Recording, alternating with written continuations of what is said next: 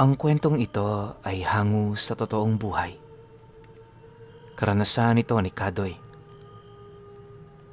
Taong 1961, Balaas, Negros Oriental.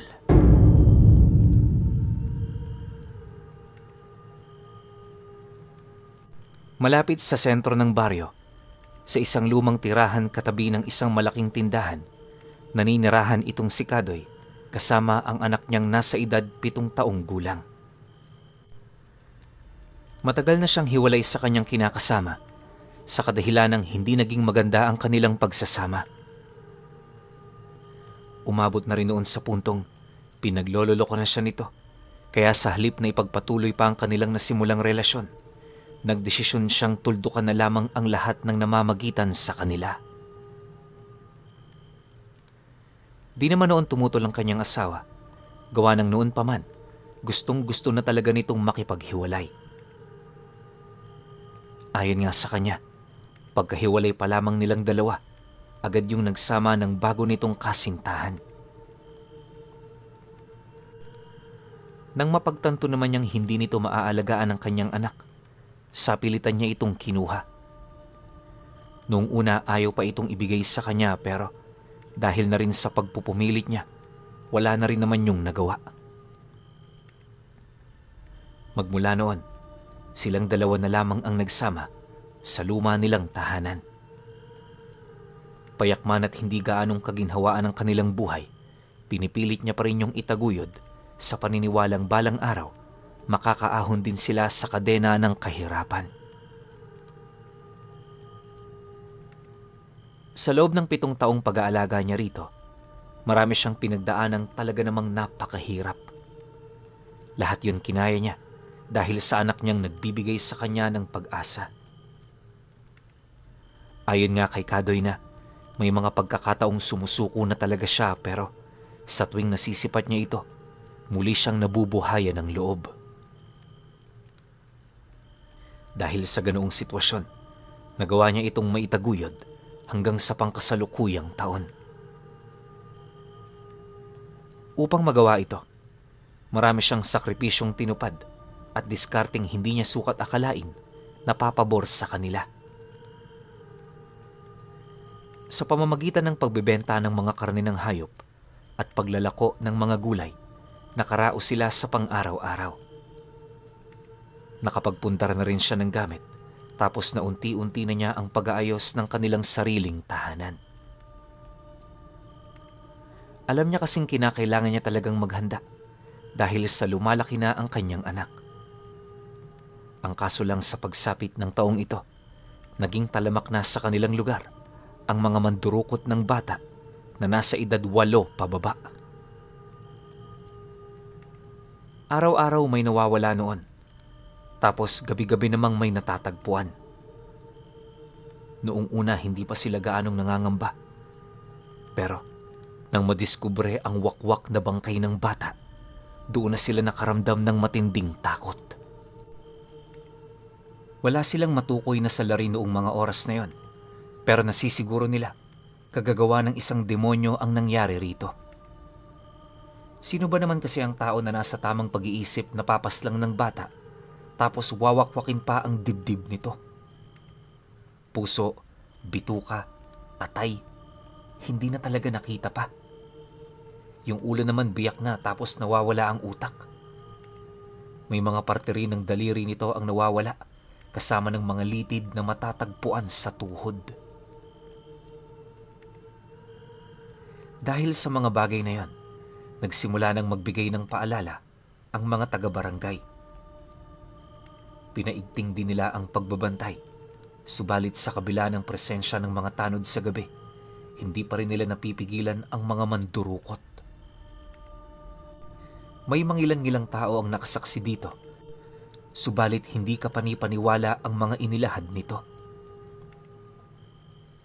Ayon kasi sa mga taong yon, nakatalukbong ng itim na kasuotan ang mga nilalang na tumatagos sa mga pinto ng bahay. Pagkalabas din ito, dala-dala ang batang walang kamuwang-muwang dahil sa iyon ay tulog. Kusa itong naglaho sa hangin. parang nakalutang lang din sa ere ang mga ito dahil sa napakabilis ng kanilang mga pagkilos. Sa oras din na nawawala ang mga nilalang, umaalulong ang mga asong nasa malapit. Matapos nun, lahat ng bakas nito tuluyan na talagang naglaho. Dahil sa mga ganoong istoryang kumakalat, marami ang nagkaroon ng hinala ukol dito. Yung iba sinasabing mga aswang ito, habang ang iba naman naniniwalang grupo yon ng mga mangkukulam na nangunguha ng alay para sa kanilang ritual. Sa dinami-rami rin ng kwentong lumalaganap, wala ni isa sa mga ito ang pinaniwalaan ni Kadoy. Kadalasan kasi naririnig niya yon sa mga taong naghahanap lang ng atensyon. Ang iba namang istorya, bagaman nagmula sa mga albularyo, medyo hindi ka panipaniwala. Dahil dito, pinili na lamang niyang manahimik nang sa gayoy makapagpatuloy siya sa kanyang trabaho. Palagi niya ring inaabisuhan ng kanyang anak na huwag gumala sa labas sa oras na naghahanap buhay siya. Hindi naman kasi niya yun maaaring isama, lalo pat talamak din noon sa kanilang lugar ang mga magnanakaw ng manok. Nang marinig naman yon ng kanyang anak, walang pagdadalawang isip naman itong sumang-ayon. Kahit kasi bata pa ito, nauunawaan na nito ang kanilang sitwasyon. Dahil dito, inakala naman niyang ligtas na sila, ngunit ang hindi niya alam, paparating pa lang pala ang panganib na pilit nilang iniiwasan. Isang gabi, habang mag-isa siyang nag-aayos ng kanyang mga paninda para sa mga susunod na araw, may narinig siyang isang malakas na pagkatok matapos ang pagsimoy ng isang malakas na hangin. Akala niya bato lang na tumama sa pinto nila, kaya ang ginawa niya, ipinagsawalang bahala niya ito. Ang kaso lang makalipas pa ang ilang minuto, ganun na naman ang nangyari. Sa pagkakataong yon, mas lumakas pa ang katok na halos ikasira na ng pinto ng bahay. Dala naman ang pagtataka ni Kadoy, agad naman siyang nagtanong habang pasimpleng hinuhugot ang sundang na malapit sa kanya. Gabi na. Kung nagbibiro ka, wag ngayon. Ilugar mo yan. Baka ikapahamak mo. Paninindak ni Kadoy sa inaakala niyang tao sa labas. Nang marinig naman ito ang kanyang sinabi, bigla naman yung humagikgik na parang itinuturing pa nitong biro ang kanyang mga sinabi. Dahil dito, agad naman siyang naglakas loob na buksan ito sa kadahilanang ang buong akala niya, isa lang yung ordinaryong tao. Ngunit pagbukas niya ng pinto, tumambad sa kanya ang 3 kuba na nakasuot ng talukbong sa ulo. May mga kahoy din yung nakatayo sa likod nito, kung saan sa pinakadulo nitong bahagi, may mga batingaw na walang patid sa kakatunog. Segundo lang din ang dumaan noon, nang marinig niya ang tila bang pag-uusal ng mga ito, habang dahan-dahang lumalapit. Matapos naman yung masilaya ni Kadoy, dali-dali naman niyang isinarado ang pinto, ngunit nang akmang itatrangka na niya ito, bigla na lamang tumagos sa kanyang katawan ang 3 nilalang. Mabilis nitong pinasok ang silid ng kanyang anak, kung saan sa paglabas nito, nasipat niya yung daladala na ang katawan nitong nagpapahinga. Pipigilan pa sana yun ni Kadoy pero paghawak niya rito, laking gulat na lamang niya nang tumagos ang kanyang kamay sa katawan nito. Dahil sa pangyayaring yon, malaya namang nakalayo ang 3 hanggang sa mawala na yon sa kanyang paningin. Dala naman ang matinding pagkagulat ukol sa mga nangyari, nagmamadali naman siyang pumanhik sa silid nito sa paniniwalang hindi yun totoo. Subalit, pagdating niya sa lugar na yon, hindi na niya nakita pa ang kanyang anak. Nakabaliktad na rin ang higaan nito na animoy nakipagbuno pa yun sa nilalang bago yun tuluyang madukot. Dahil sa mga pangyayaring yon, agad naman siyang lumabas sa kanyang pamamahay para humingi ng tulong. Maya-maya pa, nang marinig naman ng mga ito ang kanyang sigaw, agad naman yung lumapit sa kanya. Lahat ng nagmagandang loob, magdamagang tumulong sa paghahanap, pero sa kasamaang palad wala yung nakita.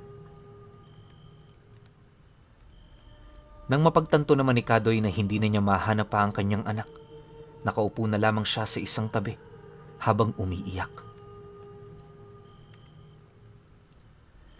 Dumaan pa ang mga araw, tulala na lamang siya sa loob ng kanyang bahay, naghihintay ng panahon para bawiin na rin ng Diyos ang kanyang buhay. Sa lahat ng aspeto kasi, wala na talaga siyang gana. At sa isip-isip niya, ang tanging paraan para matapos ang lahat ng yan ay ang kanyang sariling kamatayan. Maraming beses na rin niyang sinubukang bawiin ang kanyang buhay, pero hindi yun matuloy-tuloy dahil sa mga payo ng mga taong malapit sa kanya. Kahit mahirap sinunod niya ito, hanggang sa dumating ang puntong natagpuan na ang walang buhay na katawan ng kanyang anak. Ang naging daan para makumpirma niyang yun nga ang supling niya ay ang damit nitong siya mismo ang nagregalo. Nang masipat naman ni Kadoy ang bagay na yon, halos abot langit ang kanyang paghihinagpis. Walang sawa niyang pinagmumura ang mga nilalang na may gawa nito sa anak niya, kalakip ng isang sumpa na hanggat nabubuhay siya, hahanapin niya ang mga ito. Sa loob ng 5 araw na lamay, walang ibang pinagkaabalahan nitong si Kadoy kundi ang paghahanda sa kanyang mga gamit na dadalhin. Nakapagpasya na kasi siya noon na ibubuhos niya ang natitira niyang oras para mahanap ang mga nilalang na yon. Hindi naglaon, nang mailibing na niya ang kanyang anak, agad din naman siyang umalis sa kanilang lugar. Nagsimula ang kanyang paghahanap sa mga karatig baryo hanggang sa kalaunay napansin niyang napakalayo niya na pala sa lugar kung saan sila nakatira. Ilang buwan ang lumipas matapos ang insidente, may nakilala siyang matanda sa isang liblib na sitio. Kilala ang matandang yon sa lugar bilang isang mambabarang na pinaghihinalaan namang may dugo ng aswang. Kinakatakutan yun sa lugar na yon, pero nang makilala ito ni Kadoy, walang takot niya itong nilapitan. Maging ang matanda nga noon, hindi maiwasang magulat buhat sa kapangahasan na kanyang ginawa. Paglapit naman niya sa bahay nito, agad naman niya itong tinawag na bakas sa kanyang muka ang kawalan ng takot sa kamatayan. Pagsilay naman ito sa kanya, agad naman niyang nakuha ang atensyon nito na siyang naging sanhi upang makapag-usap sila. Ano ang kailangan mo? Wika ng matanda. Pagkarinig naman niya sa sinabi nito, agad naman niyang ipinagtapat ang hangarin niyang matuto ng lihim na karunungan. Pambabarang lang sana noon ang gusto niyang pag-aralan, subalit nang malaman ito ng matanda, tumanggi ito. Ang nais kasi nitong mangyari, gawin siyang disipulo dahil sa unang tingin nito sa kanya, alam nitong malayo ang kanyang mararating.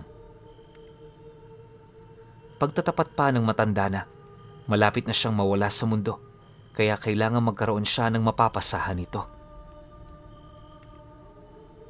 Nang marinig naman ni Kadoy ang naging alok nito, hindi naman siya tumanggi dahil sa matinding pagmamalabis na makapaghiganti.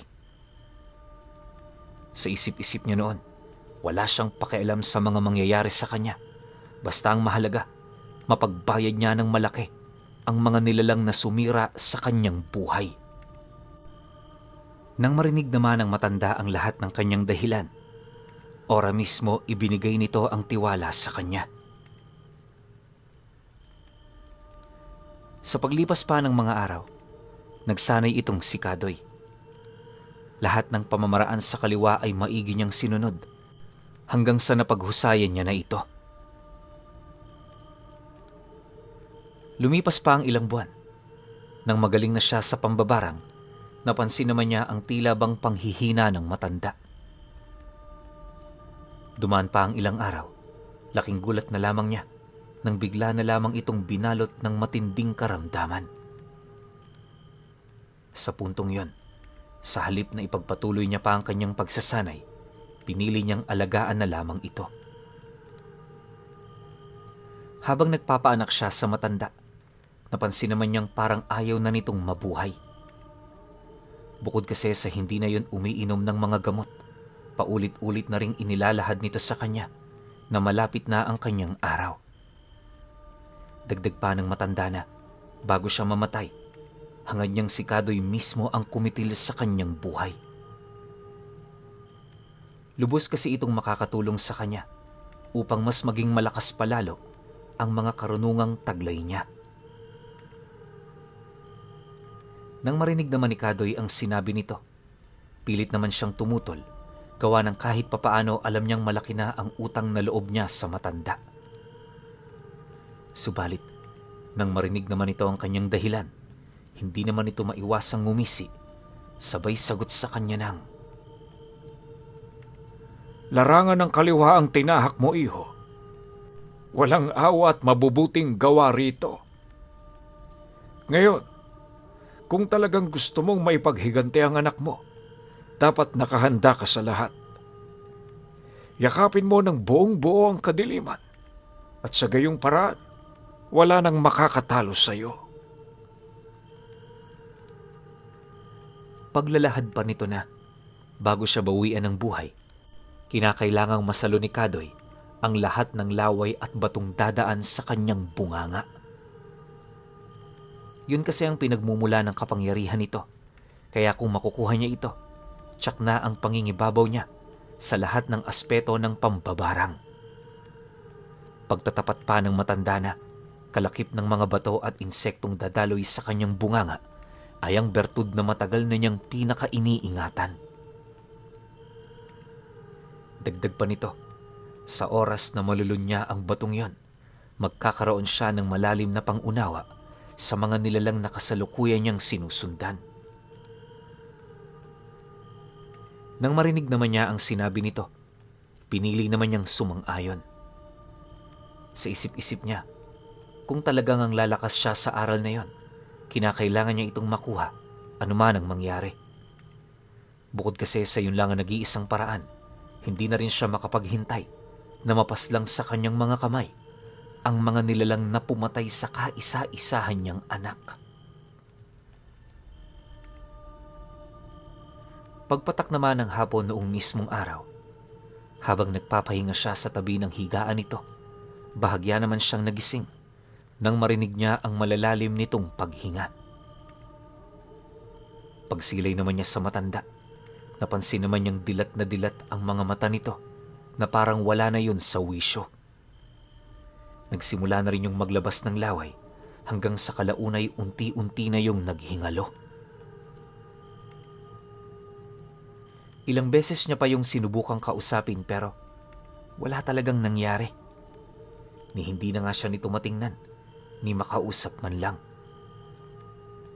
Pagramdam naman niyang bibitaw na ang huli nitong hininga, agad naman niyang sinalo ang lahat ng laway nito gamit ang kanyang bunganga. Isipin ninyo, dahil sa napakatanda na nito, hindi na kayang mailarawan ni Kadoy ang lasa ng laway nito. Pakiramdam niya, para itong lupa na pinaglalagakan ng hayop na mag-iisang buwan nang nabubulok. Nakakasuka talaga yung lasahan pero habang tumatagal, unti-unti naman siyang nakakaramdam ng matinding pagkagulat nang mapansin niyang tumatamis na ang lasa nito. Ang kanina lang na napakabaho at napakapangit ng lasa, unti-unti nang nagbago. Dahil sa pangyayaring yon, nalagok niya ang lahat ng laway na dumaan sa bibig ng matanda. Kahit yung mga buhay na insekto na maliliit na bato, nilulun na rin niya.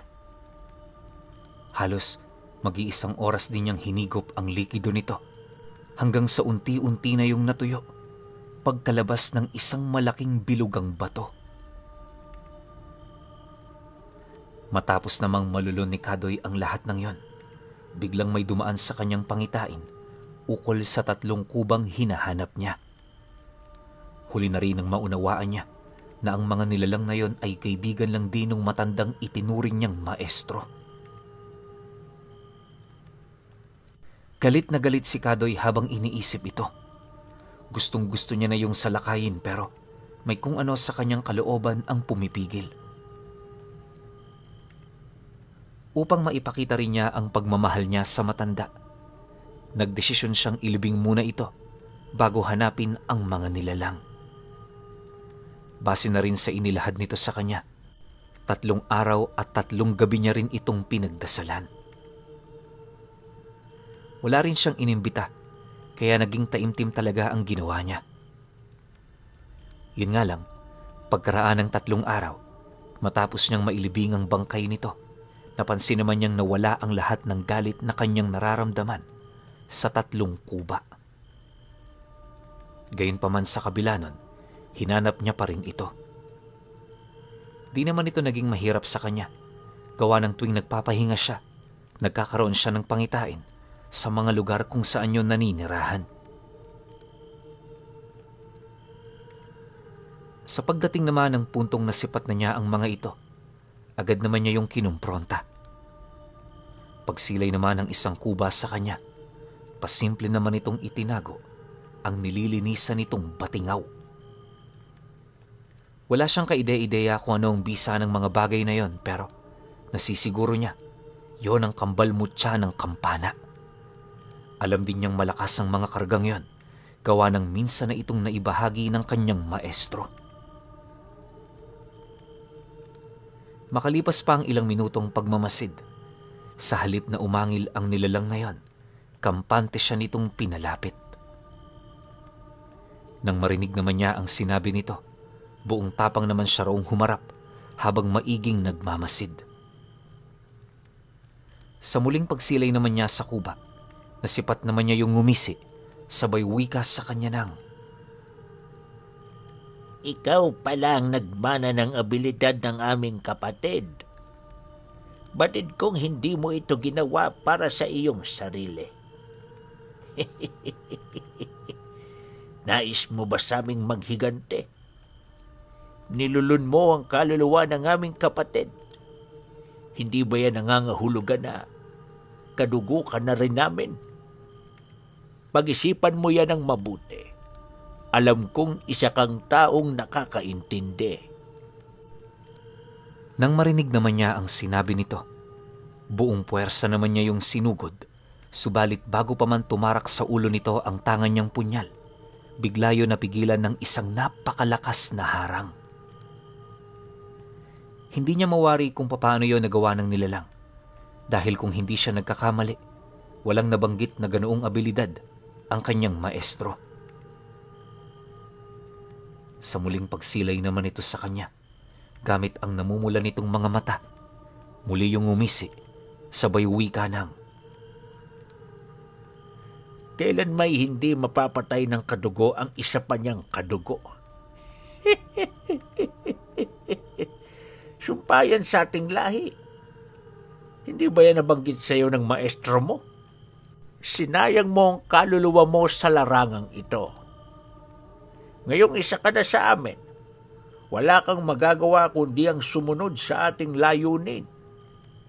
At yun ay walang iba, kundi ang kumain para mabuhay.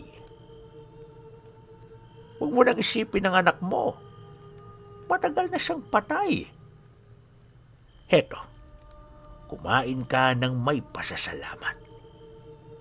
Matuwa ka, sapagkat bibihira lang sa amin ang inaabutan namin ng pagkain ng libre.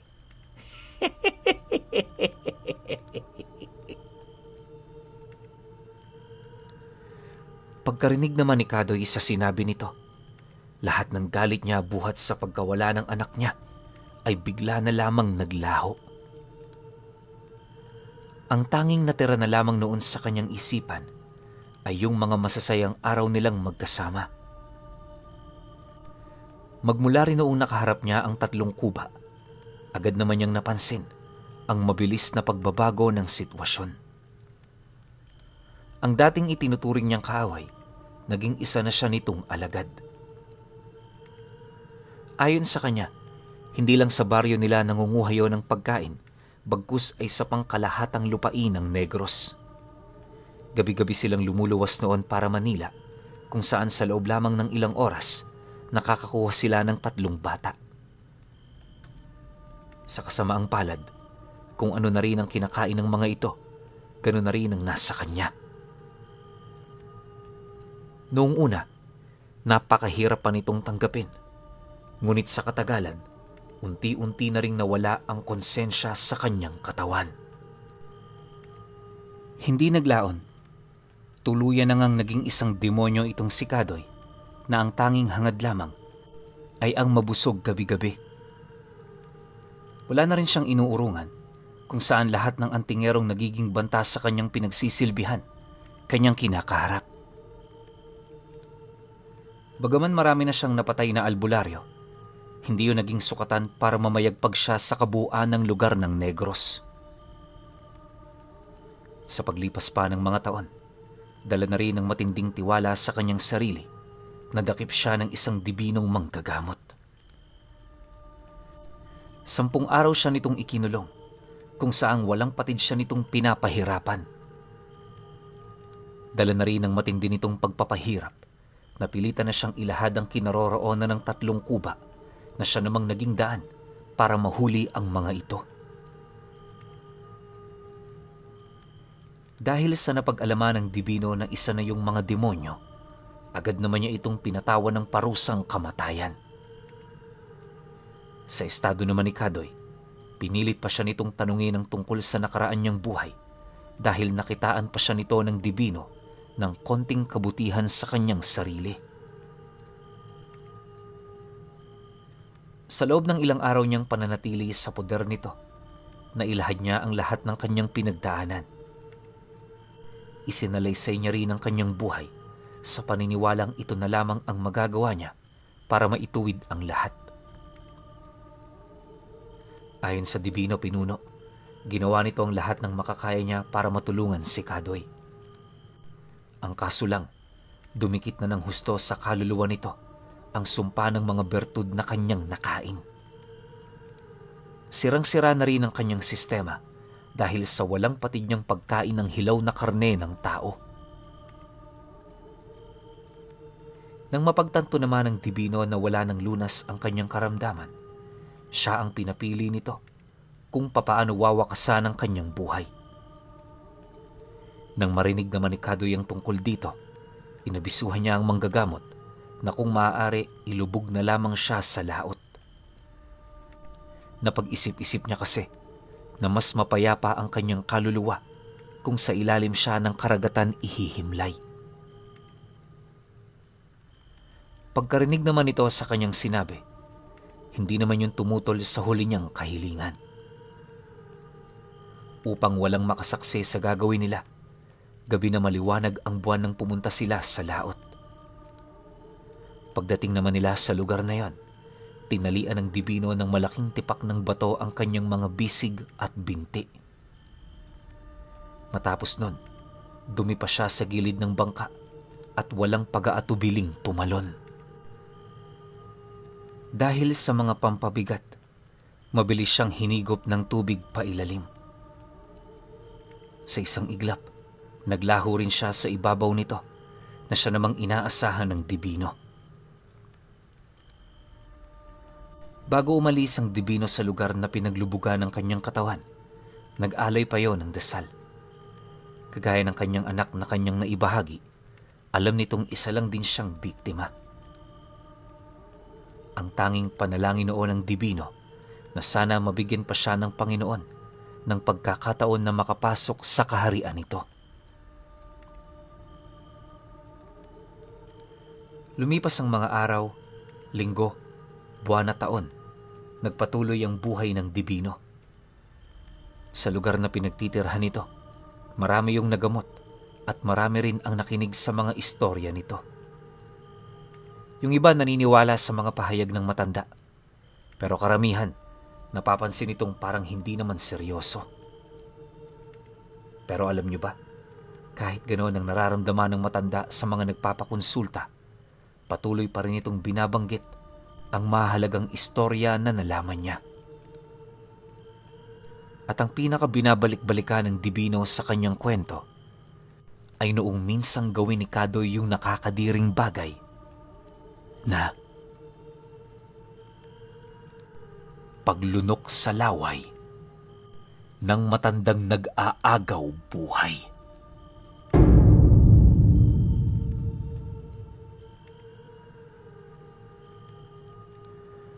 Okay. Opinyon ko sa kwento. Grabe, no? Iba rin yung trip ng Divino eh. Isipin mo, paulit-ulit mo yung kukwento, lalo na dun sa part na nilunok ni Kado yung laway nung matandang mamamatay na. Nakakadiri yun, pero wala tayong magagawa. Yung kasi talaga yung takbo ng kwento eh. Tsaka alam nyo, sobrang awang-awa ako kay Kadoy. Tsaka ang galing talaga manlin lang ng mga aswang, no? Parang ang dami nating kwento na laging ganito yung nangyayari.